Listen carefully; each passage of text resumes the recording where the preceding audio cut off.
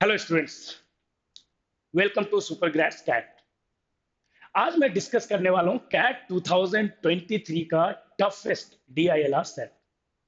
सलाम है मेरा उन लोगों को जिन्होंने ये सेट एग्जाम के टाइम पे करेक्टली सॉल्व किया, क्योंकि कैट वालों ने ऐसी कोई भी कसर नहीं छोड़ी थी इस सेट को डिफिकल्ट बनाने में।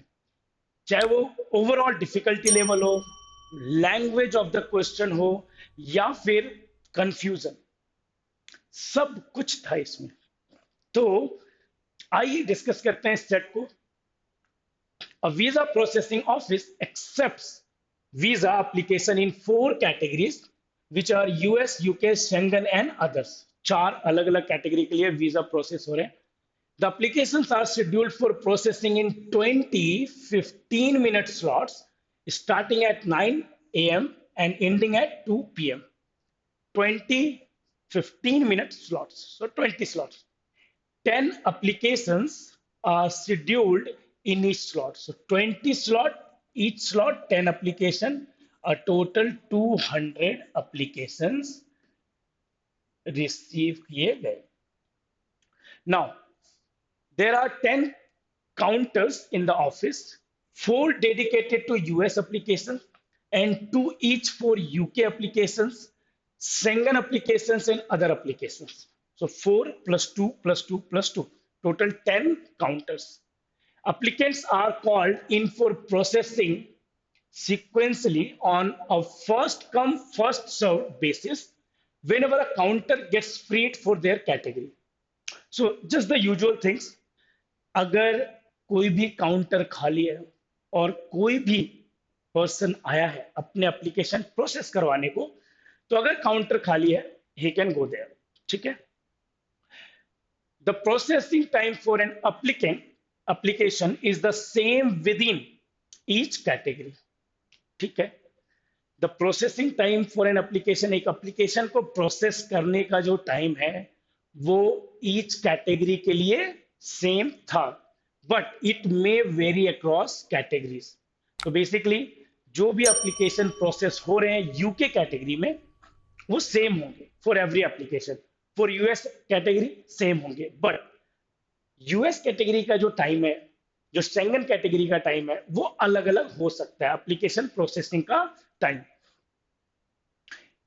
Each US and UK application requires 10 minutes of processing time. So UK और US का processing time दिया हुआ है which is 10 minutes per application. Depending on the number of applications in a category and time required to process an application for that category, it is possible that an applicant for a slot may be processed later.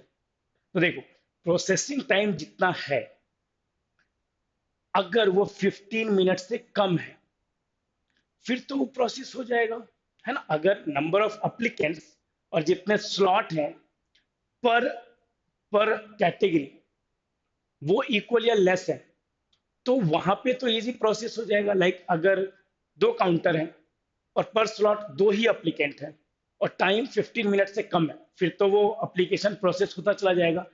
पर अगर मान लो कि दो counter हैं और हर slot में 3 applicants हैं, तो क्या होगा, दो का प्रोसेस होगा, तीसरा कहाँ जाएगा, तीसरा उसके बाद होगा।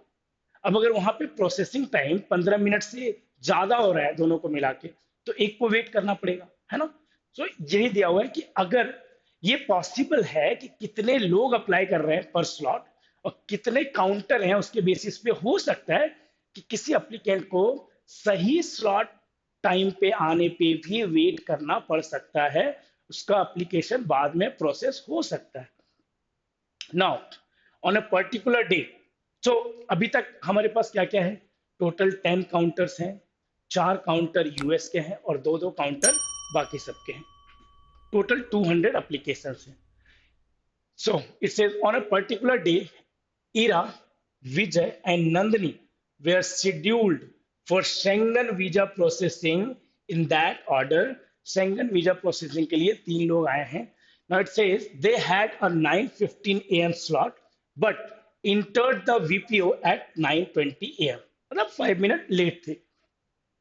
When they entered the office, exactly 6 out of the 10 counters were either processing applications or had finished processing one and ready to start processing the next. ये ये लाइन है जिसकी मैं बात कर रहा था कि थोड़ा सा कंफ्यूजिंग है कि यहाँ पे एग्जैक्टली exactly कहना क्या चाह रहे हैं कि 10 काउंटर में से 6 काउंटर ऐसे थे जिसमें या तो वीजा प्रोसेस हो रहा था, वीजा एप्लीकेशन, या फिर वीजा एप्लीकेशन प्रोसेसिंग खत्म करके अगला स्टार्ट करने के लिए रेडी थे। ठीक है, मतलब अगला ऐसा नहीं था कि आगे ब्रेक है, स्टार्ट करने के लिए रेडी है। Now Mahira and Osman were scheduled in the 9:30 a.m. slot on that day for visa processing in the other category. ठीक है, अदर कैटेगरी में दो लोग हैं, ओस्मान एंड माहिरा। 9:30 a.m. पे the following additional information is known about that day. क्या दिया हुआ है? All slots were full. जितने भी स्लॉट्स थे, टोटल 20 स्लॉट्स थे, 10 एप्लीकेशन पर स्लॉट शेड्यूल थे, टोटल 200 एप्लीकेशन, सारे slots full. So number of application is 200। The number of US applications were the same in all the slots. The same was true for the other three categories. So basically US के लिए पर slot जितने applications थे, हर slot में उतने ही applications book, और हर किसी के लिए ऐसा ही था। 50% of the applications were US applications. तो टोटल कितने एप्लीकेशंस थे अभी हमने देखा, 20 into 10 200 एप्लीकेशंस, उसका 50% मतलब 100 एप्लीकेशंस यूएस वीजा के लिए थे। All applicants except Ira, Vijay and Nandini arrived on time. तो हमने अभी देखा कि Ira, Vijay and Nandini 5 minutes late थे, बट उसके अलावा सारे एप्लीकेंट्स टाइम पे थे। Vijay was called to a counter 9:25 AM। ठीक, अब इस सेट को समझने की कोशिश करते हैं क्या कह रहे हैं। तो हमारे पास हैं 4 अलग अलग categories, US, UK, Schengen and others. Now, in case of US, we have 4 counters, ऐसा दिया हुआ है, 4 counter. In case of UK 2 counter हैं, in case of Schengen 2 counter हैं, और अदर्स के केस में भी 2 ही काउंटर हैं। ठीक है, ठीक। अब नंबर ऑफ एप्लीकेंट्स के बारे में हमें क्या पता है? अब यूएस के केस में टोटल नंबर ऑफ एप्लीकेंट्स है 100, है ना, और हर स्लॉट में इक्वल नंबर ऑफ एप्लीकेंट्स हैं। कितने स्लॉट हैं? 20 स्लॉट्स हैं, तो 100/20 टोटल 5 एप्लीकेंट्स हैं। यहीं पे ये काफी इंटरेस्टिंग हो जाता है और डिफिकल्ट भी, कि हमारे पास काउंटर 4 हैं बट हर स्लॉट में एप्लीकेंट्स 5 हैं। कहीं ना कहीं एक डिले वाला केस यहाँ पे आएगा। सेंगन के केस में हमें ये पता है कि ईरा, विजय, नंदनी, ये 3 कम से कम 3 एप्लीकेंट्स हैं उस स्लॉट में। तो हर स्लॉट में कम से कम 3 एप्लीकेंट्स होंगे, तो ये ग्रेटर देन इक्वल टू 3 होगा हर स्लॉट में। तो total greater than equal to 60 हो जाएगा, 20 into 3। Total number of applications for Schengen category will be greater than equal to 60. In case of others, Mahira and Osman 2 के बारे में दिया हुआ है, बाकी के बारे में नहीं दिया हुआ। तो हम ये कह सकते हैं कि पर स्लॉट कम से कम 2 एप्लीकेशंस तो थे ही अदर्स कैटेगरी में। ओवरऑल 40 एप्लीकेशंस रहे होंगे minimum, and in case of US we have exactly 100। अब आप देखो टोटल नंबर ऑफ एप्लीकेशंस कितने हैं? 200। Now if you add this minimum value 100 plus 60 plus 40 कितना हो रहा है? 200। इसका क्या मतलब है कि नंबर ऑफ एप्लीकेंट्स पर slot in case of Schengen is nothing but exactly 3, and total number of applications is nothing but exactly 60 Schengen के केस में। और अदर्स के केस में टोटल नंबर ऑफ एप्लीकेशंस पर स्लॉट 2 ही है और टोटल एप्लीकेंट्स ओवरऑल 40 है। तो इन केस ऑफ यूके पर slot 0 applicants and overall 0 applicants. ये हो गया, यहां तक हमने क्रैक कर लिया कि कितने एप्लीकेंट्स हैं पर स्लॉट और टोटल एप्लीकेंट्स कितने हैं। अब अगर हम बात करें आगे की, हम अगर बात करें तो चलो देखेंगे वन बाय वन।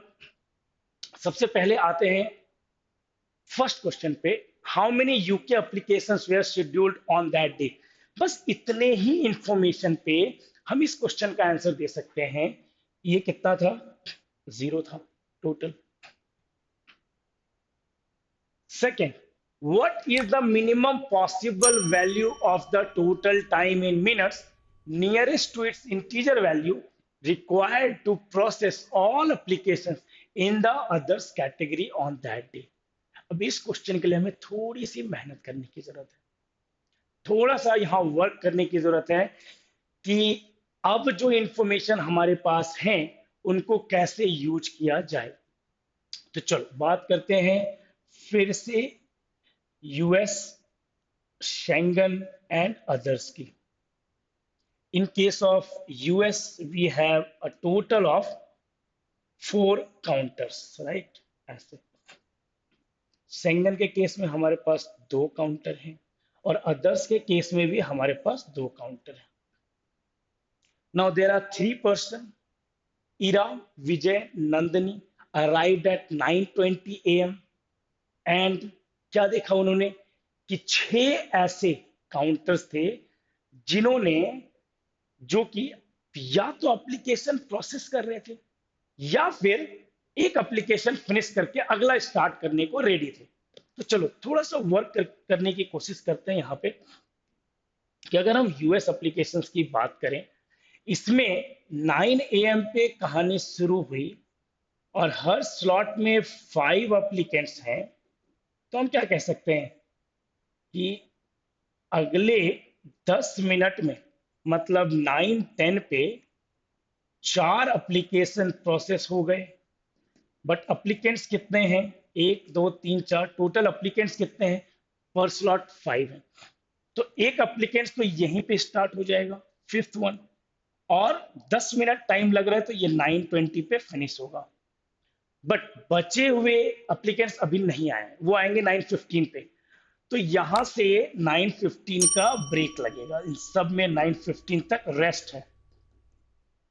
9:15, 9:15 एंड 9:15। इसके बाद क्या होगा? यहां पे प्रोसेसिंग चालू होगी जो भी 9:15 पे आए। So sixth applicant, seventh and eighth applicant, ये सारे यहाँ पे इनके एप्लीकेशंस प्रोसेस हो रहे होंगे और कहां तक होंगे? सो 9:25, 9:25, 9:25, इन तीनों के एप्लीकेशंस 9:15 से लेकर 9:25 तक प्रोसेस होंगे।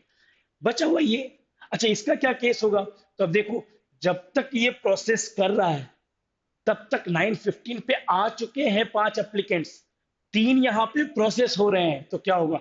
अगला एक यहाँ पे प्रोसेस होगा, जो कि 9th है, उसकी प्रोसेसिंग यहाँ पे चालू हो जाएगी, जो कि फिनिश होगा 9:30 पे।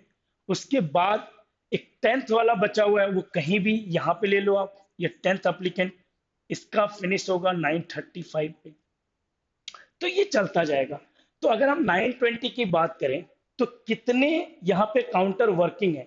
तो देखो, एक ये काउंटर है जो वर्किंग है, this one, right, this one, this one, और ये भी तो, ये जस्ट फिनिश करके अगला स्टार्ट करने के लिए रेडी है, राइट। ये दिया हुआ स्टेटमेंट अगर याद हो कि 6 out of 10 counters were either processing applications or were finished with one application and ready to start the next. This one is ready to start the next.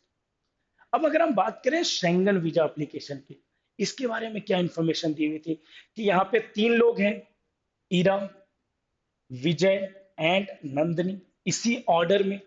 तो 9 AM पे इन्होंने स्टार्ट किया और 9:15 तक, ठीक है, 9:15 तक 2 एप्लीकेशंस, टोटल 3, कितने हैं? 3 लोग हैं, बट काउंटर 2 ही है। तो ये प्रोसेस हो रहा होगा, है ना, ये चीज यहाँ पे प्रोसेस हो रही होगी, दोनों एक साथ। बट ये दिया हुआ है कि विजय को 9:25 पे बुलाया गया है। इसका क्या मतलब है? सोचो क्या मतलब हो सकता है? विजय से पहले ईरा को बुलाया गया होगा, है ना, तो 9:20 पे तीनों पहुंचे हैं, उनका स्लॉट 9:15 था। विजय को 9:25 पे बुलाया गया है, तो उससे पहले इरा को जरूर बुलाया गया होगा। तो क्या केस हो सकता है? ऐसा हो सकता है कि कुछ एक्स मिनट तक ये प्रोसेस हुआ, फिर एक्स मिनट तक ये प्रोसेस हुआ, 15 मिनट तक, और उसके बाद दूसरा जो तीसरा एप्लीकेंट है उसकी प्रोसेसिंग चालू हो गई एक्स मिनट के लिए, तब तक ये ब्रेक पे है 9:15 तक। और उसके बाद जैसे ही ये लोग 9:20 पे पहुंचे, यहां पे इरा का प्रोसेसिंग चालू हो गया 9:20 पे। और ये जो फिनिश हुआ है, ये जो एप्लीकेशन, दो एप्लीकेशन फिनिश हुआ है, उसके बाद ही विजय को बुलाया गया है। यही रीजन है ना। इसका मतलब है कि अगर हम यहां से टोटल 9:25 कंसीडर करें, तो दो लोगों का एप्लीकेशन यहाँ पे कंप्लीट हो गया है, और तब बारी आई है यहाँ पे विजय की। तो हम क्या कह सकते हैं कि 25 मिनट्स में दो एप्लीकेशन प्रोसेस हुए। इसका मतलब पर एप्लीकेशन प्रोसेसिंग टाइम यहाँ पे 12.5 मिनट्स आ गया शेंगन के केस में। तो फिर से बात आती है 9:20 AM की, कि 9:20 AM पे क्या हो रहा है। यहाँ पे देखो 9:20 AM पे स्टार्ट हो गई है प्रोसेसिंग, और ये भी हो गया है, ये भी 9:20 पे वर्क कर रहा है। तो already we have all the 6 counters out of 10 जो कि वीजा प्रोसेस कर रहे हैं। यूके के दोनों काउंटर तो आइडल बैठे हुए हैं, तो जो चार कुछ भी प्रोसेस नहीं कर रहे या रेडी नहीं है नेक्स्ट के लिए, उन्हें हम काउंट नहीं कर रहे, वो चार। तो अदर्स के केस में क्या हुआ होगा सोचो। इसका मतलब कि अदर्स के केस में एट 9:20 AM ये लोग या तो प्रोसेस नहीं कर रहे हैं, या एक फिनिश करके रेडी नहीं है अगले की जरूरत ही नहीं है, राइट। तो यहां पे 9:15 पे स्लॉट चालू हुआ, और 9:20 पे they are not processing anything, and they are also not ready to start the next application. इसका मतलब है कि जो दोनों एप्लीकेशन हैं अदर्स के, वो 9:20 तक फिनिश हो चुके हैं। तो जो प्रोसेसिंग टाइम है वो 5 मिनट से कम या इक्वल है अदर्स के केस में। ये बहुत ही इंपॉर्टेंट स्टेटमेंट है। अब हम इस क्वेश्चन को सॉल्व कर सकते हैं। What is the maximum possible value of the total time in minutes nearest to its integer value required to process all applications in the others category that day. कितने हो गए टोटल? टोटल एप्लीकेशन कितने हैं? हर slot दो application है, तो total 40 application, maximum time 5 minute, so it will be 200 minutes total, 200 minutes। our answer is 200। the integer value theta problem था जिसे हमें यूज करना था बॉक्स में फिल करने के लिए, ठीक है। तो आंसर इज 200। अब आगे चलते हैं। Question number 3, which of the following is the closest to the time when Nandini's application process got over. Nandini का प्रोसेस टाइम, तो अभी हमने देखा था कि 9 AM पे स्टार्ट हुआ प्रोसेसिंग टाइम, 9:12.5 पे एक एप्लीकेशन हुआ खत्म, 9:25 पे विजय को बुलाया गया है, और ये फिनिश होगा 9:37.5 पे। और इन case of second counter 9 AM पे स्टार्ट हुआ, 9:12.5 पे खत्म हुआ, 9:15 पे फिर ये स्टार्ट नहीं हुआ, 9:20 पे स्टार्ट हुआ, 9:20 पे बुलाया गया है किसे? ईरा को बुलाया गया है, और ये फिनिश होगा 9:32.5 पे। तब यहाँ पे नंदनी को बुलाया जाएगा, और ये फिनिश होगा फिर 9:45 AM पे, है ना। ये कह रहा है which of the following is the closest to the time when Nandini's application process got over. So answer is option D, 9:45 AM। Question number 4, which of the following statements is false? The application process of Mahira was completed before Nandini. Nandini का कब finish हुआ है? सो 9:45 AM पे, right. Mahira के case में क्या कह सकते हैं? Mahira was in others category, उसमें सिर्फ 5 मिनट ही लग रहे थे, और उसका जो स्लॉट था 9:30 का था। एंड सारे एप्लीकेंट्स अपने टाइम पे आए हैं एक्सेप्ट इरा, विजय एंड नंदिनी। तो अगर 9:30 पे माहिरा वहां पहुंच गई, तो 9:35 AM पे वो खत्म हो गया, उसका एप्लीकेशन प्रोसेस हो गया, जबकि नंदिनी का 9:45 AM पे हुआ। तो ये तो ट्रू स्टेटमेंट है ना?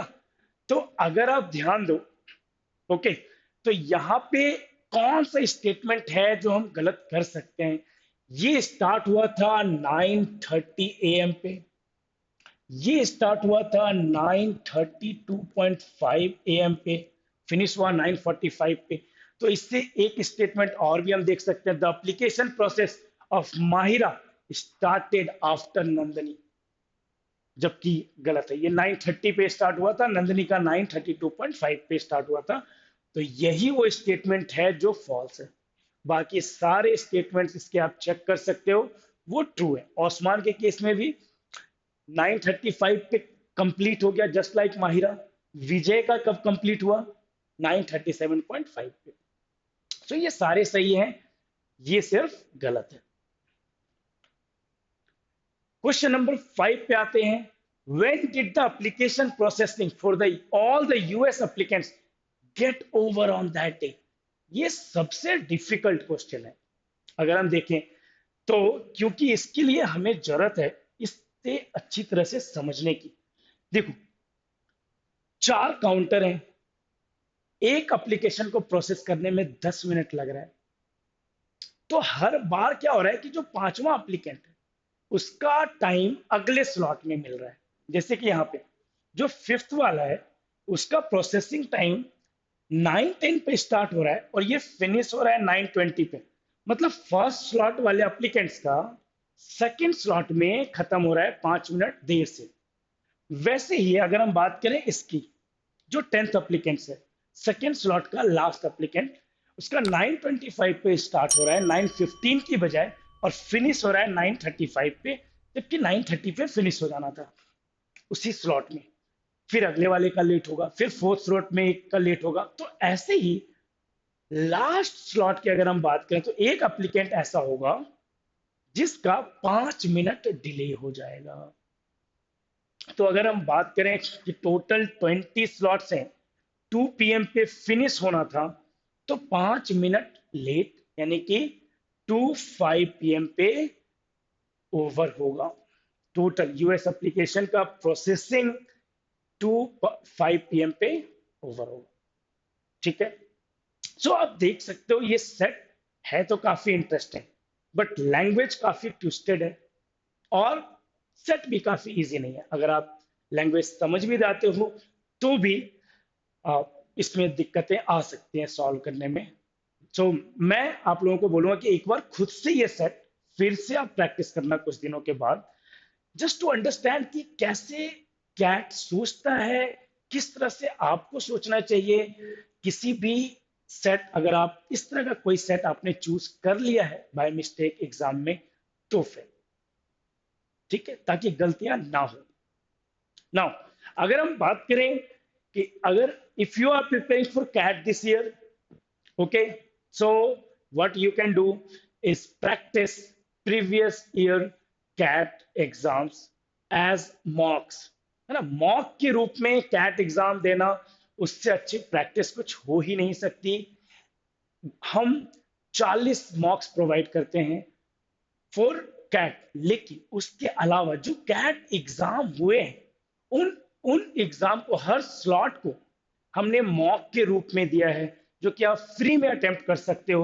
What you need to do is go to CAT in omelettes in online courses, then you will see this tab, cat previous year papers। More than 15 mocks यहाँ पे आपको मिलेंगे जो एक्चुअल कैट के exams से question लिए गए हैं, सेम टू सेम। इससे अच्छी प्रैक्टिस कुछ हो ही नहीं सकती। ऑलराइट, सो मुझे उम्मीद है कि ये सेट आपको अच्छे से समझ में आया होगा, डिस्कशन आपको अच्छे से समझ में आई होगी। अगर अभी भी कोई भी डाउट है, let me know in the comments, okay? So thank you for watching, please like and subscribe, bye bye.